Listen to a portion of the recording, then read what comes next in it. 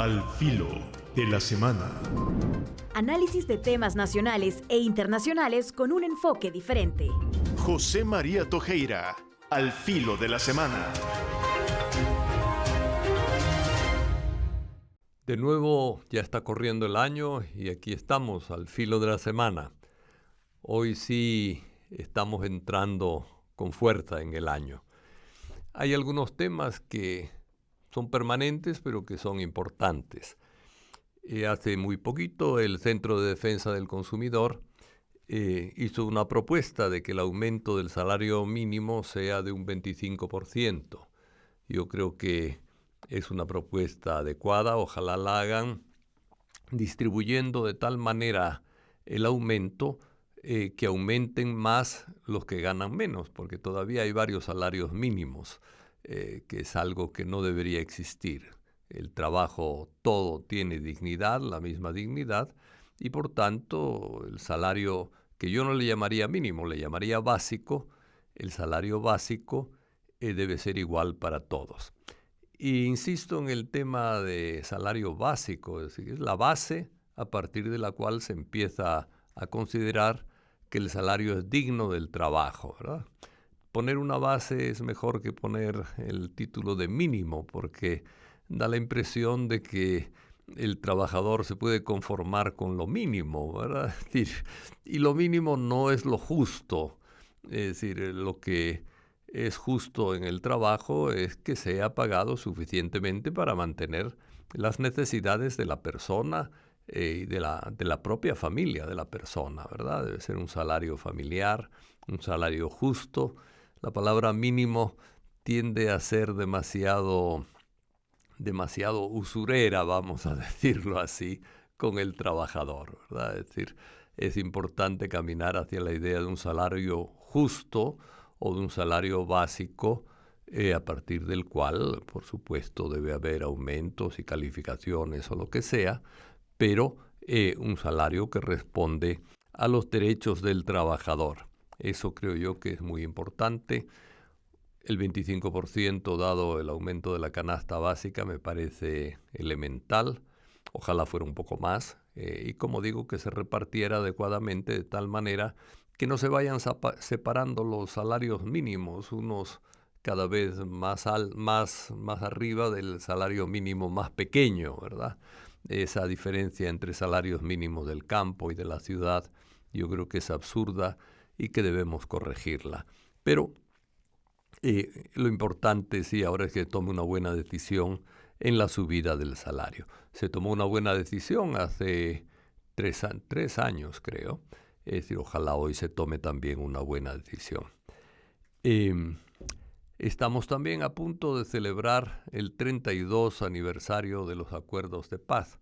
De hecho, se celebra ya en la semana que viene. Aquí conviene insistir una vez más en que los acuerdos de paz fueron acuerdos importantes en el país.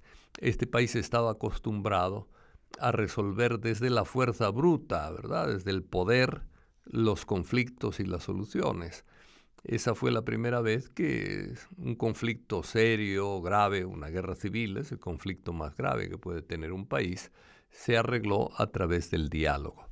Yo creo que es una enseñanza para todos. Hay todavía hoy problemas pequeños que se arreglan desde el diálogo, en empresas, en instituciones, etcétera, ¿verdad?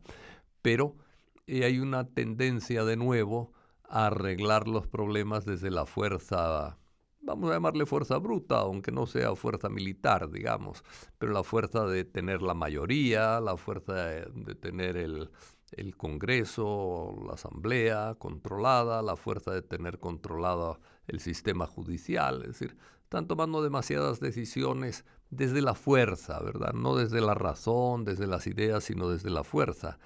Eso yo creo que no es bueno para el país.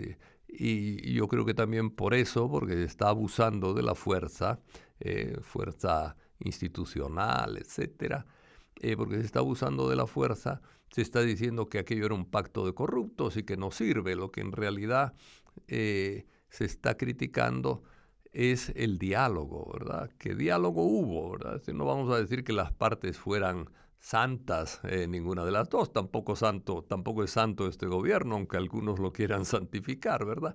Pero lo importante es que un problema grave se arregló por el diálogo.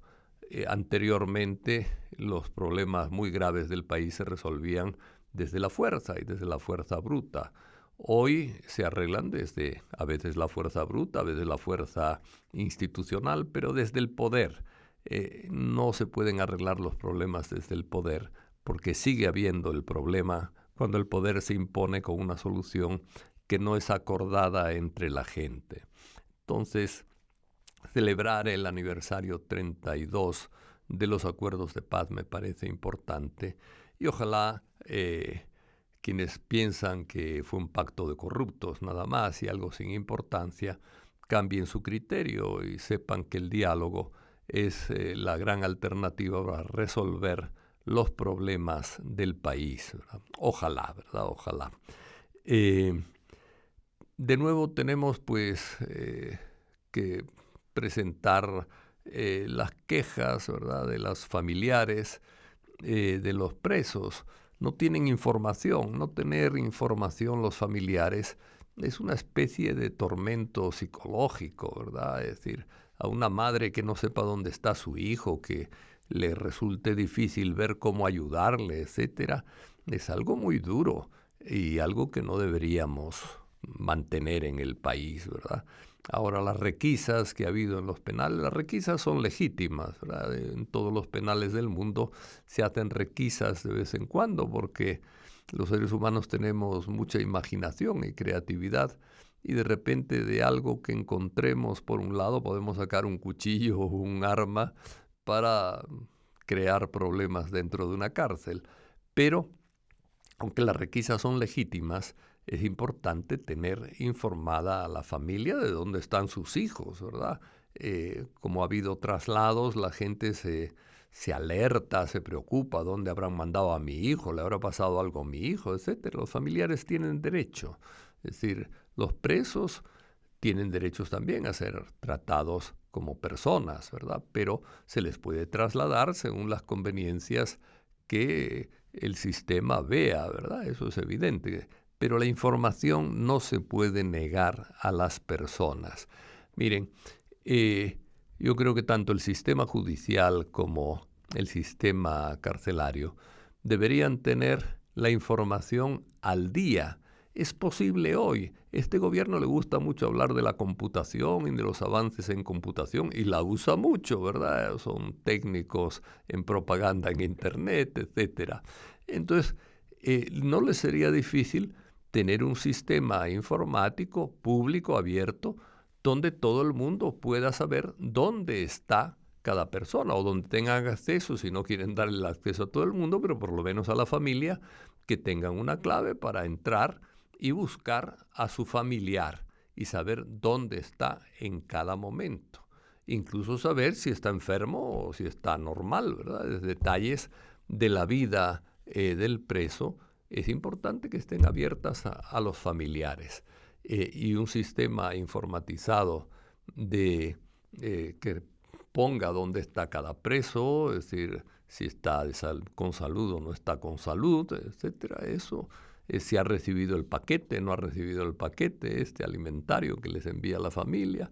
Bueno, eso se puede hacer con mucha facilidad, no es un trabajo extra y mantendría a los familiares por lo menos suficientemente informados y tranquilos sobre la situación de sus deudos, ¿verdad? El vínculo familiar no se pierde aunque las personas sean malas, como suele decir la gente, aunque la persona haya cometido un delito, la madre, el padre, el hermano, pues siguen queriéndolo y es normal y quieren que se corrija. Y la familia es el factor más importante en la corrección y en las posibilidades de corrección de un preso. Aquí hablamos mucho de que las cárceles están orientadas hacia la rehabilitación. Pues bueno, un factor rehabilitador clave es la familia. Prohibir a la familia tener contacto con el preso es dificultar los procesos de rehabilitación del preso.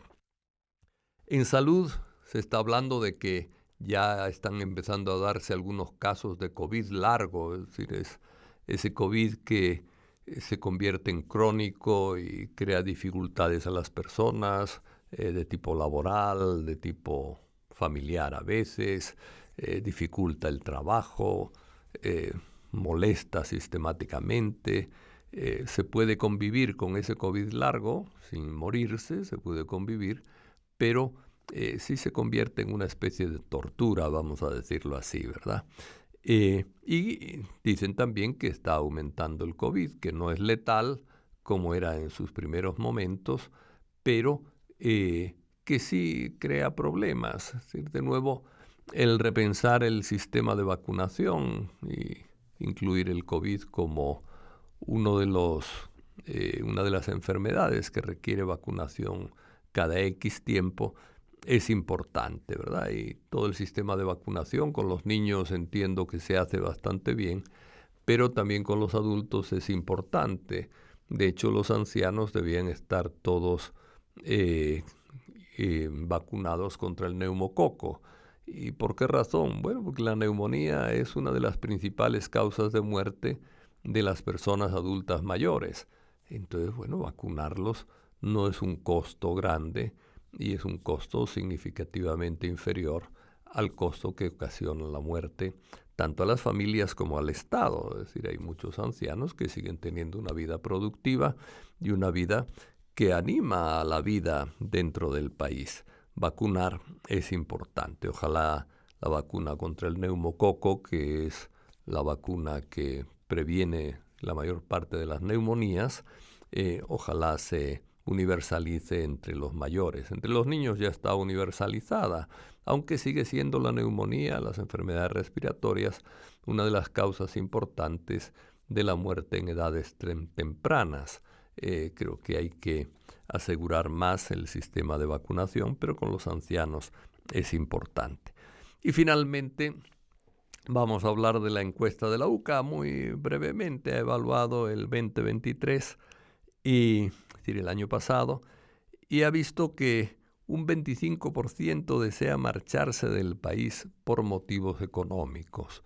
La gran preocupación de la gente es la economía, ¿verdad?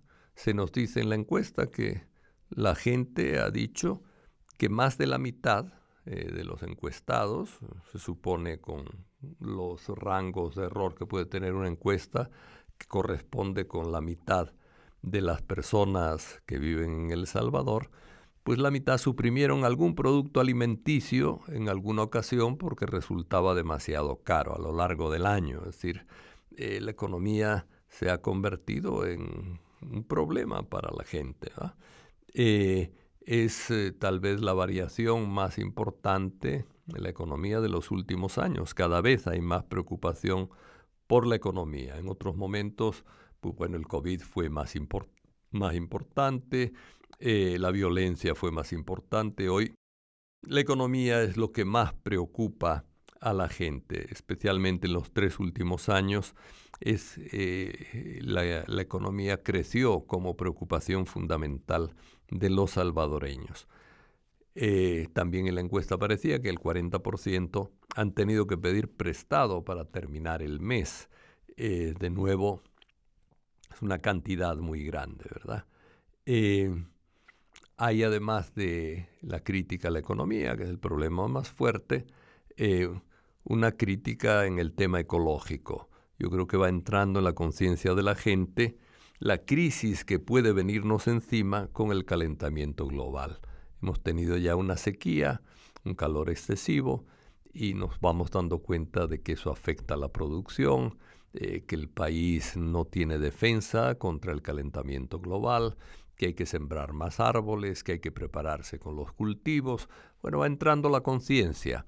Ojalá esa conciencia genere proyectos y planes específicos para protegernos del calentamiento global, para defender el medio ambiente y para defender a los defensores del medio ambiente, tantas veces maltratados por empresas constructoras, destructoras del medio ambiente.